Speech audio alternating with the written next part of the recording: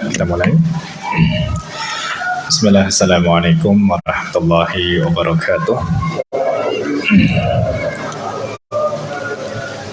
Alhamdulillahi rabbil alamin.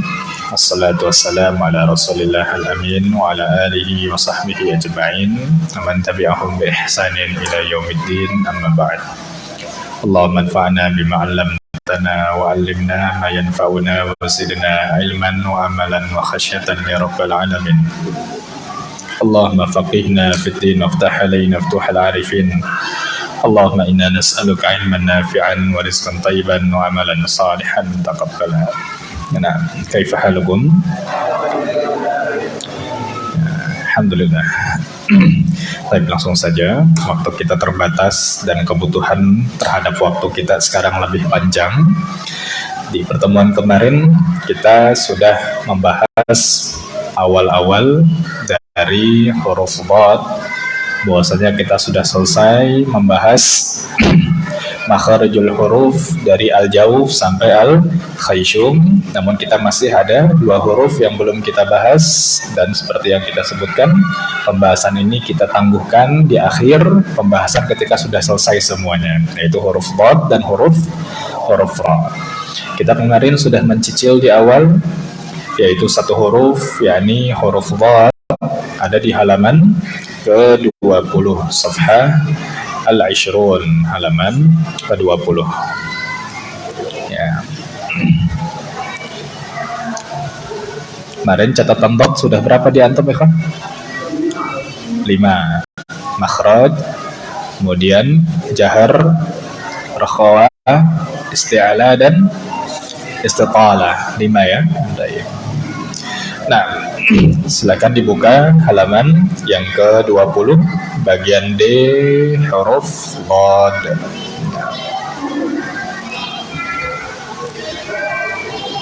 Kelas Pak Suprihatin kemana?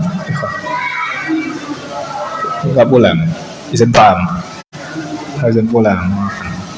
Baik, Fadal Syekh Agus, Iqra yang D.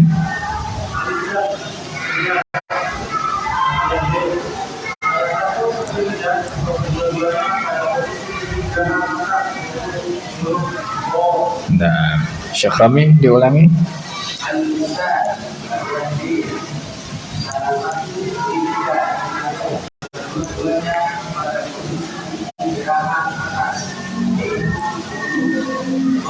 Nah, sekarang huruf dhad. Baik. Disebutkan di situ bahwa makhraj huruf dhad kita keluarkan dari mana? Dari salah satu tepi lidah atau kedua-duanya yang kita tempelkan dengan apa? Gigi geraham atas kita. Nah, kita buat, seandainya ini lidah kita, anggap saja ini lidah kita. Huruf dhad makhrajnya di mana tadi? Yaitu di salah satu tepi lidah. Bebas mau yang sebelah kanan tepi lidahnya, atau yang sebelah kiri, atau kedua-duanya, atau apa? Kedua-duanya. Yang mana tepi lidahnya ini kita tempelkan dengan apa? Kita tempelkan dengan gigi geraham atas. Kita tempelkan tepi lidah ini ke geraham atas. Terserah antum mudahnya yang mana. Mau yang kiri, fadhal, Allah, Uwai, Allah. Mau yang kanan juga silahkan, Allah, Uwai, Allah. Mau dua-duanya juga boleh, Allah, Uwai, Allah. Intinya apa? Kita tempelkan tepi lidahnya ini, salah satunya atau kedua-duanya dengan geraham atas. Nah, ini makhraj dari huruf dhad. Makhraj dari huruf dhad. Nah, jadi yang fokusnya adalah kita tempelkan tepi lidahnya. Mari kita jelaskan. Misal tangan kiri ana ini gigi-gigi kita seandainya. Jadi kelingking ana ini seandainya geraham kanan antum, geraham sebelah kanan antum. Kemudian gigi jempol ana ini merupakan geraham kiri antum seandainya. Nah, makhraj huruf dhad ini kita tempelkan apa? Tepi lidahnya. Allah, Allah, Allah, Allah. Jadi apa kita tempelkan? Tepi lidah. Perhatikan, bukan ujungnya. Bukan apa? Bukan ujungnya yang kita belokkan, bukan Allah atau Allah, bukan ujungnya yang kita apa? Belokkan, tapi kita tempelkan apa? Tepi lidahnya. Sisi lidahnya, pinggir lidahnya dengan geraham atas, bukan ujungnya. Karena biasanya orang-orang yang baru kenal dot ini menyentuhkan gigi gerahamnya dengan ujungnya, dibelokkanlah lidahnya. Jadi Allah, Allah, Allah udah. Tapi kita tempelkan apa? Tepi lidahnya dengan gigi geraham atas. Ya. Taib, ini huruf dhad. Nah, seperti biasa kita sebutkan beberapa poin terkait huruf dhad yang tadi kita sebutkan. Taib, poin pertama yang tadi kita sebutkan adalah berdasarkan makhraj, berdasarkan tempat keluarnya huruf dhad. Keluar dari mana tadi? Dari tepi lidah, yang tepi lidah salah satunya atau kedua-duanya, kiri atau kanan atau dua-duanya, kita tempelkan dengan apa? Kita tempelkan dengan gigi geraham atas. Kita tempelkan dengan gigi geraham yang atas. Allah, Allah. Bebas, terserah antum. Sebisa antum, mau yang kiri fadal, yang kanan juga silahkan. Allah, Allah. Intinya apa? Tepi lidahnya, bukan ujungnya dibelokkan, bukan ujungnya yang kita belokkan. Taib. Ini poin keberapa? Yang pertama. Sekarang poin yang kedua terkait huruf dhad berdasarkan sifat udaranya. Berdasarkan sifat udara, kemarin kita sebutkan bahwa dhad ini memiliki sifat jahar. Nah, dhad memiliki sifat jahar. Jadi setiap antum temukan huruf dhad, apapun itu harakatnya, maka pastikan apa? Jangan sampai ada udara yang keluar. Jangan sampai ada yang keluar, harus tertahan. Allah, Ulai, Ulu. Bukan misalkan tha, ti, tu, ghairil maghdu, maghdu, maghdu. Enggak ada udaranya. Jangan ghairil maghdu, tu. Nah, tapi harus apa? Udaranya tertahan. Karena Allah punya sifat apa? Jahar. Nah, ini yang kedua. Baik. Poin yang ketiga sekarang berdasarkan sifat suaranya. Berdasarkan sifat suaranya. Seperti yang kita sebutkan kemarin, dhad ketika sukun dia memiliki sifat apa? Rakhawah. Dia memiliki sifat rakhawah. Nah, ini yang penting dan paling banyak terjadi kesalahan. Itu setiap antum temukan huruf dhad sukun, maka suaranya harus apa? Mengalir. Suaranya harus mengalir. Paling sering kita temukan di Al-Fatihah. Walau, walau. Ada suara yang apa? Suara yang mengalir, tidak terputus, tidak walau, tidak walau, tapi walau. Ada suara yang mengalir. Atau di ad-duha, surat ad-duha misalkan, wal-duha, wal-duha, Ada suara yang apa? Mengalir. Jangan diputus ya, jangan wow. Wow, biasanya gitu kita kan, ya. Atau kadang dikol-kola. Wow, duha. Wow, wow. Ada suara yang apa? Mengalir. Ada poinnya yang ketiga tadi, huruf bod dia memiliki sifat rakhawah. Ahsan.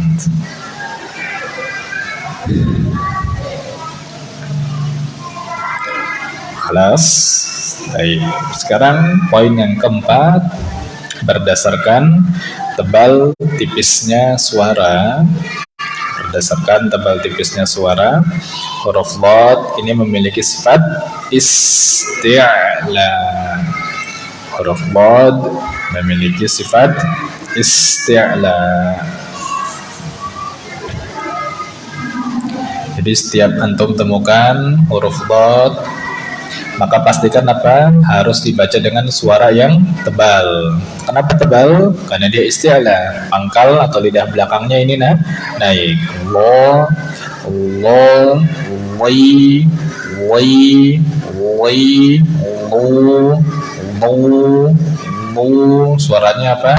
Tebal. Kenapa tebal? Karena ada sifat isti'la. Nah, seperti huruf-huruf isti'la yang lainnya, yaitu ketika huruf ini berharokat apa? Kasrah. Ketika berharokat kasrah, maka harus dijaga sifat isti'lanya dengan apa? Dengan buat lengkungan suara. Seperti so, harus kita baca soi, soi, soi.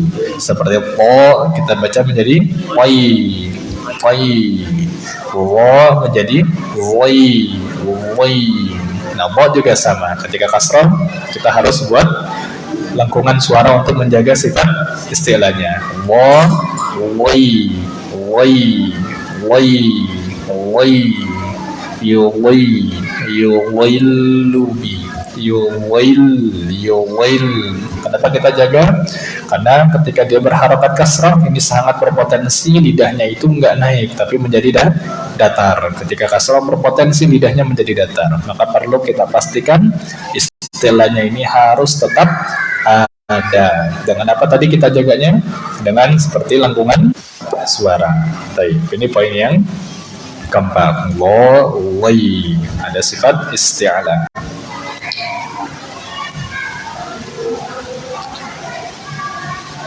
Kelas. Baik, poin yang kelima, dan ini yang kita sebutkan kemarin, yang menjadi sifat istimewa bagi huruf dhad, karena sifat ini tidak dimiliki oleh huruf-huruf lain kecuali huruf dhad. Sifat ini nggak dimiliki oleh sifat lainnya, tidak dimiliki huruf lainnya kecuali hanya dimiliki oleh huruf dhad. Sifat apa kemarin? Nah, sifat istiqalah. Istiqalah. Ya, gimana tulisannya kemarin? Alif, sin, ta, po, alif, lam, ta. Istiqalah. Istiqalah. Istiqalah. Nah, ini sifat yang kelima, yaitu yang hanya dimiliki oleh huruf dhad. Istiqalah.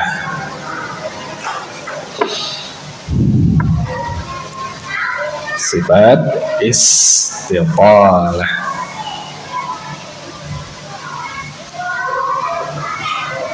Kelas. Ya.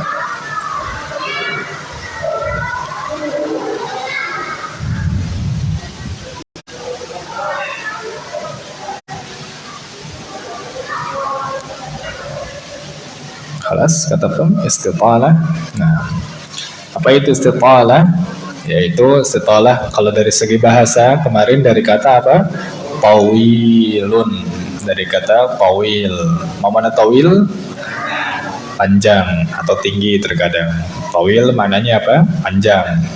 Apa maksudnya istitalah? Yaitu huruf dhad ketika dibaca lidahnya harus memanjang. Istitalah maknanya apa? Memanjang. Istitalah maknanya memanjang. Jadi ketika dhad dibaca, posisi lidah ini harus memanjang. Apa maksudnya kemarin memanjang? Tapi perhatikan. Perhatikan, fokus lagi. Jadi tadi istitolah secara bahasa apa? Tawilun, yaitu panjang. Nah, istitolah berarti maknanya memanjang. Maksudnya apa? Tapi perhatikan ya kawan. Lihat tangan Anda ini. Jadi misalkan kelingking Anda tadi gigi apa? Geraham kanan antum, geraham atas kanan antum. Jempol Anda ini gigi geraham atas sebelah kiri antum. Nah, jari tengah Anda, termasuk mungkin jari telunjuk dan jari manis Anda ini adalah anggap saja gigi seri antum. Anggap apa? Gigi seri antum. Makhraj dot tadi di mana? Tepi lidah dengan apa? Dengan gusi afan, dengan gigi seri dari atas. Nah, afan gigi geraham atas ya. Jadi setelah adalah pasca kita nempelkan makhraj huruf dot walau atau ketika sukun yu, maka setelah ini ditempelkan makhrajnya dia harus memanjang ke depan sampai nanti ujung lidahnya ini menempel dengan ujung gigi seri atas. Jadi pasca dia nempel di makhrajnya walau. Jadi setelah tepi lidahnya ini nempel dengan gigi geraham, ujung lidahnya maju ke depan sampai nanti ujungnya ini kena dengan apa tadi? Gigi seri atas. Makanya dilihat di gambar. Kan antum lihat di gambar yang gigi itu. Kelas halaman 20 masih. Ya. Antum perhatikan, bisa mudah? Ya. Antum lihat di sekitar gigi, di samping gigi itu ada kotak-kotak kecil yang warnanya berbeda. Ada yang kotak-kotaknya berwarna apa? Hitam, dan ada kotak-kotak yang berwarna putih. Nah, kotak-kotak yang hitam itulah gigi-gigi yang ditempelkan pada makhraj dotnya. Makhraj apa tadi? Huruf dot, tempel di situ. Tepi lidah nempel dengan gigi geraham atas, tempel ke situ. Nah, terus istitolah apa? Yaitu istitolah setelah kita tempelkan dengan makhrajnya tadi, lidah kita harus memanjang atau maju ke depan sampai apa? Sampai ujungnya tadi, ujung lidah itu berkenaan dengan gigi seri atas atau titik-titik yang warna putih. Jadi setelah nepang di warna hitam, dia harus menyentuh atau nempel dengan yang warna putih. Walau.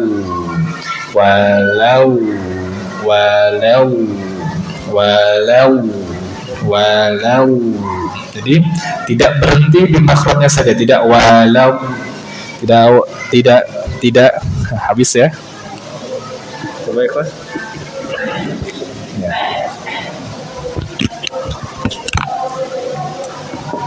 So.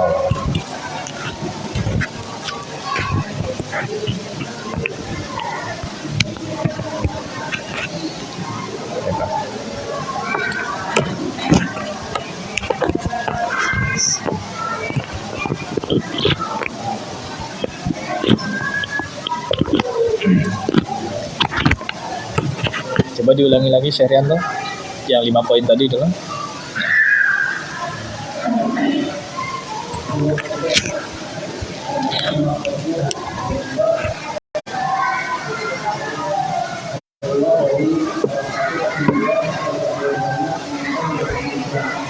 Ya, yang kedua.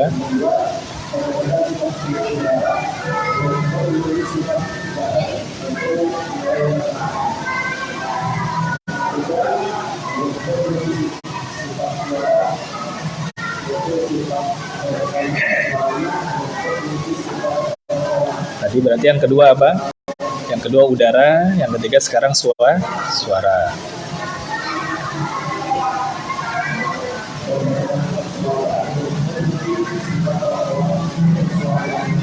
Ya.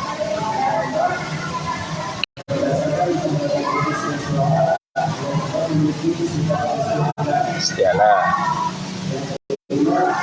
Apa istilah itu? Istilah itu apa? Ya, pangkal lidah naik ke atas sehingga hurufnya itu berubah menjadi tebal. ya.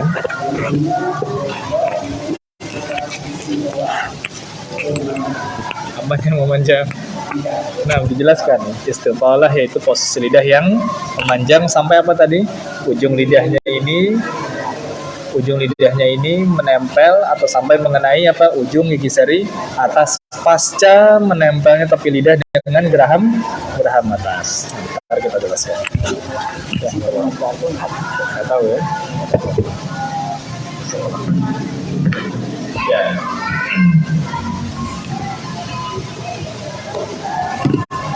Baik, kita ulangi.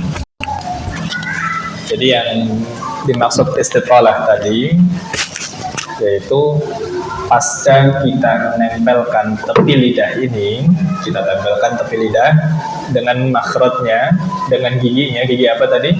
Gigi geraham atas kita tempelkan. Nah, setelah itu apa? Lidah ini harus memanjang sampai apa? Sampai ujung lidah ini bertemu dengan gigi sari atas, sampai dia bertemu dengan gigi sari atas. Jadi tidak diam di situ, tidak walau, tidak, tapi harus walau. Ini namanya apa? Istiqalah, yaitu lidah memanjang sampai nanti ujung lidah itu menempel atau menyentuh dengan gigi sari atas pasca menempel pada makhrajnya, pasca tepi lidah menempel dengan gigi geraham atas. Kalimat kemarin Mas Syahjumain catatannya yang kelima. Antum hadir tidak kemarin? Ya, coba dibaca yang kelima.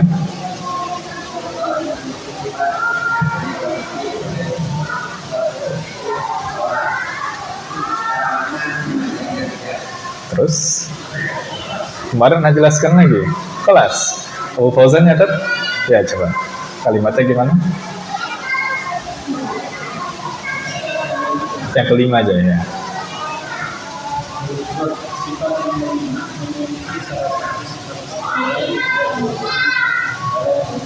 Ya. Dan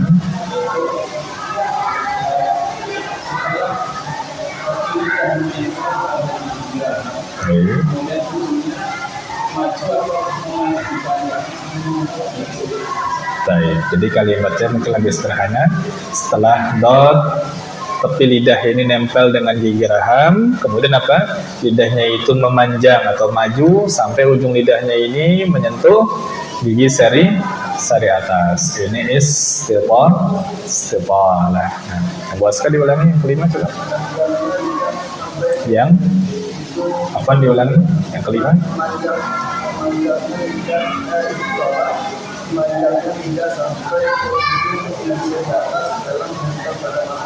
Nah, istiqalah yaitu memanjangnya lidah sehingga apa? Ujung lidah ini nempel dengan gigi sari atas setelah tepi lidah menempel dengan geraham atas. Jadi tepi lidahnya dulu nempel dengan geraham, baru setelah itu lidahnya memanjang. Ini istiqalah, yaitu memanjangnya lidah sehingga ujung lidah ini menempel gigi sari atas setelah tepi lidah menempel dengan geraham atas. Nah, ini sifat istiqalah.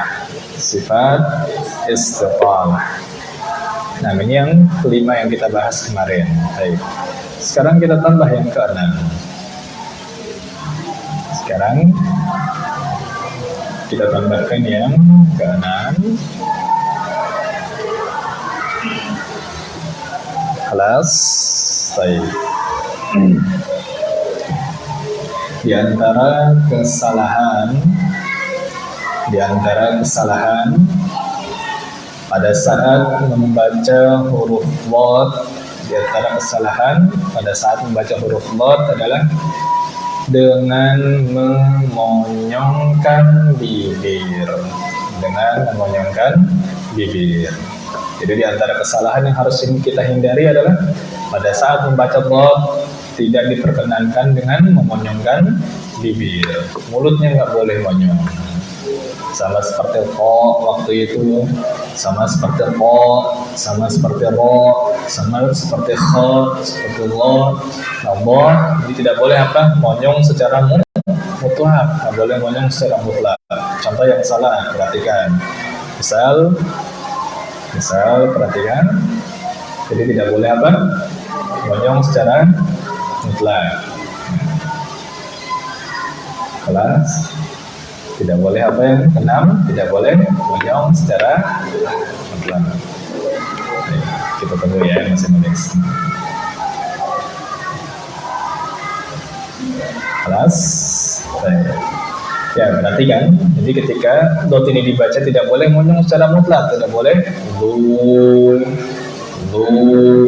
walau, enggak, tapi harus apa? Terbuka seperti biasa saja. Walau,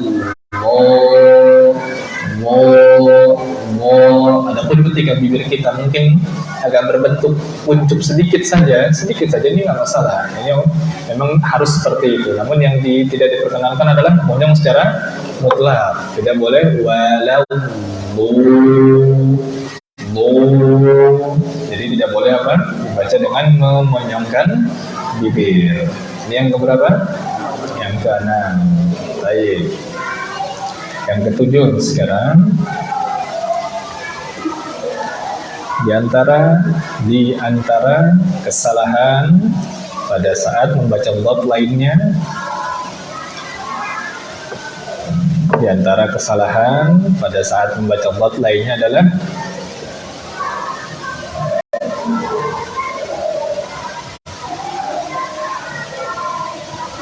kelas dengan menggelembungkan pipi, dengan membuat gelembung di pipi.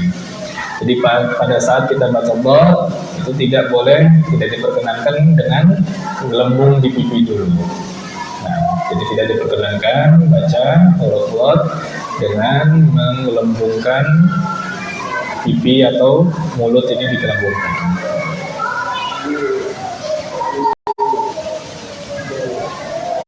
Jadi begini, dot itu punya sifat apa? Isti'la. Dot punya sifat isti'la, yaitu sifat yang mengharuskan huruf tersebut dibaca tebal. Apa faktor yang membuat huruf itu bisa tebal? Karena posisi lidah naik ke atas, sehingga berefek huruf itu dibaca tebal. Nah, ada orang yang ingin menebalkan huruf tapi jalannya salah. Salah, bukan dengan lidahnya dinaikkan, namun dengan mengumpulkan amunisi buat bikin bom nanti dia. Sehingga apa? Angin dikumpulkan, walau. Ini banyak terjadi. Jadi ketika antum baca huruf dot, ada gelembung di pipi atau angin mengumpul di dalam mulut, maka ini khata. Pertama khata dari sisi pemahaman istilah tadi, bahwasanya istilah huruf tebal faktornya apa? Lidah yang naik, bukan terkumpulnya udara di mulut. Yang kedua, pada saat faktor yang kedua tadi atau poin kedua, huruf dot sifatnya apa udaranya?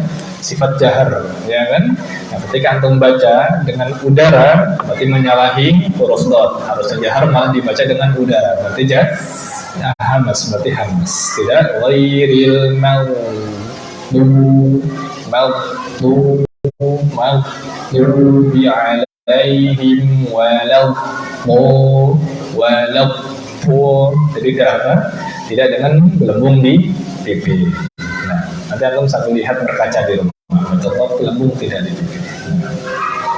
Yang keberapa? 78 ini? 7. Nah, yang ke-8 sekarang. Yang ke-8. Di antara kesalahan pada saat membaca dot pula, di antara kesalahan pada saat membaca dot, yang keberapa sekarang? Yang ke-8. Kalau kesalahan berarti kesalahan yang ketiga. Kesannya kesalahan ini sepele, Pak. Kesannya, kalau antum nanti tahu, kesannya kesalahan ini sepele, tapi kesalahan ini fatal. Kenapa? Karena sampai merubah huruf. Itu diantara kesalahan yang terakhir ini, pada saat membaca huruf dot dibaca dengan huruf dal, dibaca dengan huruf dal. Banyak nggak seperti ini? Banyak kasusnya. Orang awam nggak tahu kalau huruf dotnya itu dibaca dal. Tapi ketika antum yang sudah ngaji, sudah talaki, sudah sensitif telinganya, maka antum bakal tahu. Terkadang atau bahkan mayoritas orang-orang malas membaca dot dengan menempelkan ke makhrajnya. Alhasil apa? Huruf dot berubah menjadi dal. Ghairil maghdubi alaihim walad do. Ini dot atau dal? Dal, karena ujungnya nempel dengan ujung gigi di atas. Walad do, harusnya apa? Walad wo, bukan dengan dal. Ghairil maghdubi ini dal atau dot? Dal, harusnya apa? Jadi jika antum sudah belajar, sudah talaki, sudah dikoreksi, telinga antum akan sensitif, bisa membedakan. Nah, ketika antum sudah bisa membedakan, wallahi salah ini banyak sekali di lapangan. Merubah huruf dot menjadi huruf dal. Sekali lagi, kesannya ini sepele, namun dampaknya ini besar. Kenapa? Karena sampai merubah huruf. Kalau belengkung tadi nggak sampai merubah huruf. Apalagi tadi monyong nggak sampai merubah huruf, tapi yang ini sampai merubah huruf, maka nanti bisa hampir masuk kemana? Ke lahan jali, kesalahan yang besar. Ini 8 poin setidaknya yang harus kita jadikan pedoman pada saat pembacaan huruf dot. Insyaallah kita pertegas dengan praktek di pertemuan besok biidznillah ta'ala. Kita sholat isya dulu, nanti kita lanjut ba'da sholat insyaallah ta'ala. Wassallallahu wasallam wa baraka ala Muhammadin wa ala alihi wa sahbihi ajma'in. Akhiru da'wana alhamdulillahi rabbil alamin. Assalamualaikum warahmatullahi wabarakatuh.